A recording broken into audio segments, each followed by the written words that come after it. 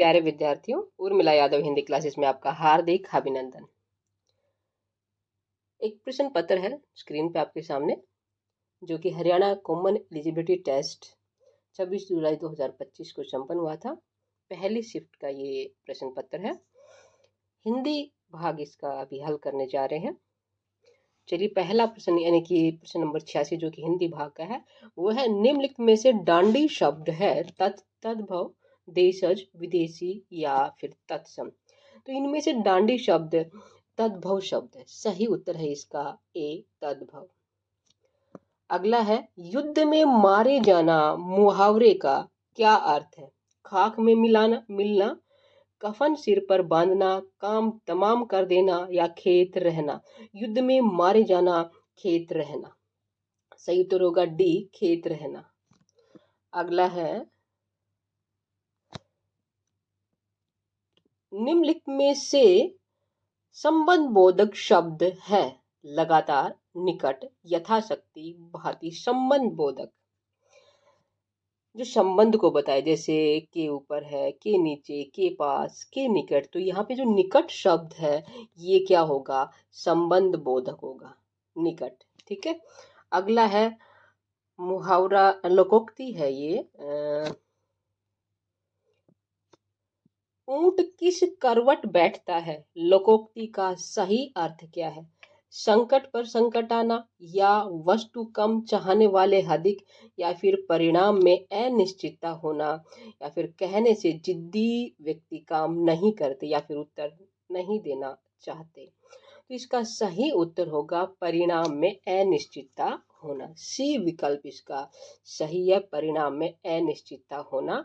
ऊंट किस करवट बैठता है, इस लोकोक्ति का अर्थ है।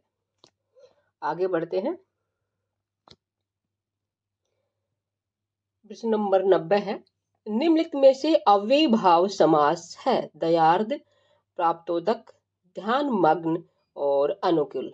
अगला विकल्प है उत्तर नहीं देना चाहते। उत्तर अवश्य देंगे। दयार्द, दया से आर्द, ये तत्पुरुष समास हो गया, कर्ण तत्पुरुष। प्राप्तोदक, उदक जल होता है, जल को प्राप्त कर्म तत्पुरुष। और ध्यान मग्न, ध्यान में मग्न, ये अधिकरण तत्पुरुष। अनुकूल ये अव्ययभाव समास है। अनुकूल इसका उत्तर होगा और इसका विग्रह होगा कुल के अनुकूल। ठीक है, अनुकूल इसका सही उत्तर है, अनुकूल। डी विकल्प सही है। अगला है, निम्नलिखित में से अशुद्ध वाक्य का चयन कीजिए। 4 वाक्य हैं, उनमें से अशुद्ध कौन सा है वो बताना है। तो देखिए बेटा, गुरुजी ने शिष्य को आशीर्वाद दिया, बिल्कुल सही है।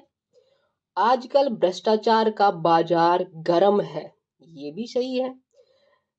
शीतल गन्ने का रस पीजिए, बिल्कुल सही है। उसने क्या संकल्प किया? यहाँ पे ये गलती है बेटा, किया नहीं होता, संकल्प लिया जाता है। तो यहाँ पे उसने क्या संकल्प लिया। ठीक है, तो यहाँ पे डी विकल्प सही होगा। अगला है,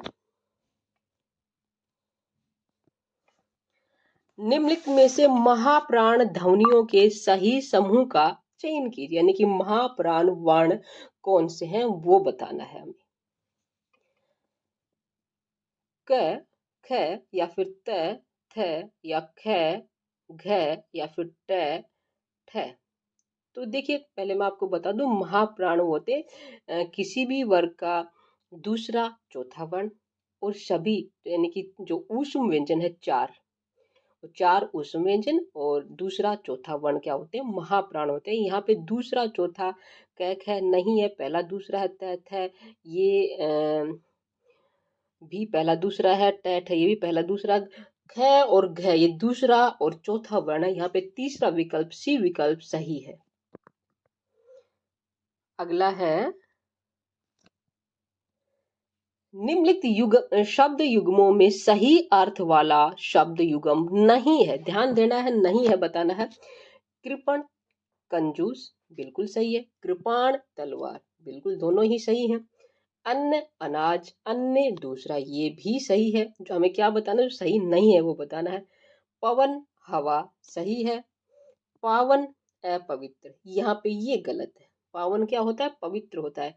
कपाट, दरवाजा, कपट, धोखा, ये बिल्कुल सही है। तो जो प्रश्न दिया है उसके अनुसार हमारा सही उत्तर होगा सी। सी में गलत है ये भी। ठीक है, आगे बढ़े। चलिए बढ़ते हैं आगे। कब कितने सही हुए अब तक आप बता दीजिएगा। अगला है संधि विच्छेद बताना है। क्या है? संकर शब्द है, संधि शब्द है, इसका विच्छेद क्या होगा? तो देखिए बेटा, यहाँ पे व्यंजन संधि है, सम प्लस में कर होगा, सम प्लस में कर। यहाँ पे सम कौन सा होगा? देखिए यहाँ पे ये तो गलत है, ये और सी और आपका बी है, इसमें से आपको देखना है, ये भी गलत है। तो यहाँ पे कौन सा होगा? सम प्लस में कर होगा। यहाँ पे व्यंजन संधि की बात हो रही है, यहाँ पे तो स्वर मिला हुआ है सम में, तो यहाँ नहीं हो सकता। तो कौन सा होगा? बी होगा।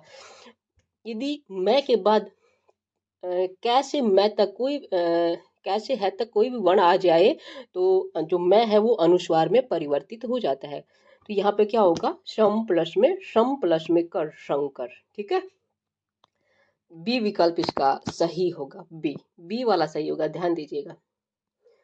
अगला है, निम्नलिखित में से कौन सा अर्थ के आधार पर वाक्य का भेद नहीं है? मैं आपको बता दूं, अर्थ के आधार पर वाक्य के 8 भेद होते हैं, जैसे विधानवाचक, निषेधवाचक, प्रश्नवाचक, आज्ञावाचक, इच्छावाचक, संदेहवाचक, संकेतवाचक और विस्मयवाचक। यहाँ पे प्रेरणार्थक है, विधानार्थक है, विस्मय बोधक है, संदेहार्थक। जो मैंने बताया उनमें से कौन सा नहीं है? प्रेरणार्थक। पहला विकल्प इसका गलत है, ये नहीं है अर्थ के आधार पर वाक्य का भेद। तो इस प्रश्न के अनुसार पहला विकल्प सही होगा।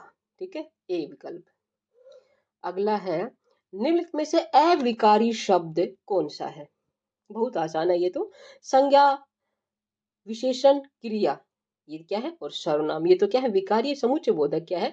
अविकारी। तो इसका सही उत्तर क्या होगा? समुच्चय बोधक। समुच्चय बोधक अविकारी शब्द है। अगला है, निम्नलिखित में से कौन सा निपात नहीं है? भी, तक और ही। यहाँ पे कौन सा नहीं है? और नहीं है, भी, तक, ही, ये तीनों ही निपात है, और शब्द क्या है? अविकारी है। सी विकल्प इसका होगा। ठीक है, मोर मुकुट की चंद्रकनी त्यों राजत नंद नंदन मनु शशि शेखर को अंकस किए शेखर सतचंद। यहाँ पे कौन सा अलंकार है? अनुप्रास, उत्प्रेक्षा, श्लेष या फिर यमक? यहाँ पे अलंकार होगा उत्प्रेक्षा। देखिए यहाँ पे क्या आ गया है? मनु आ गया है, वाचक शब्द मनु है, त्यों है, तो उत्प्रेक्षा अलंकार होगा। ठीक है, चलिए आगे बढ़ते हैं। अगला है, निम्नलिखित में से तत्सम शब्दों का समूह है। तत्सम शब्द बताने हैं। निपुण, पुष्कर, पक्षी, धर्म। पुहुप, राशि, मुख, पृष्ठ। पुहुप तत्सम शब्द है, राशि भी तत्सम शब्द है, लेकिन मुख, मुख क्या है?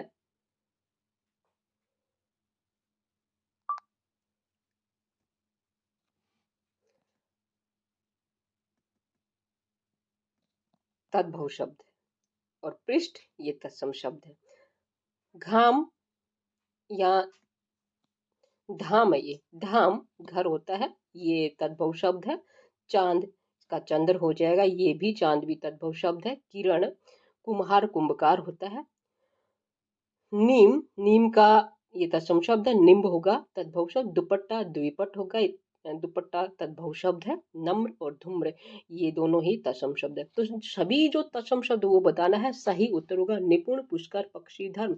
निपुण का जो तद्भव होगा श्याना होगा, पुष्कर पोखर होता है, पक्षी पंछी होता है, धर्म धर्म होगा। ठीक है, तो पहला विकल्प यहाँ पे सही है, जो सभी तत्सम शब्द है इसमें। बाकी में कोई एक तद्भव शब्द किसी में एक है, किसी में दो है।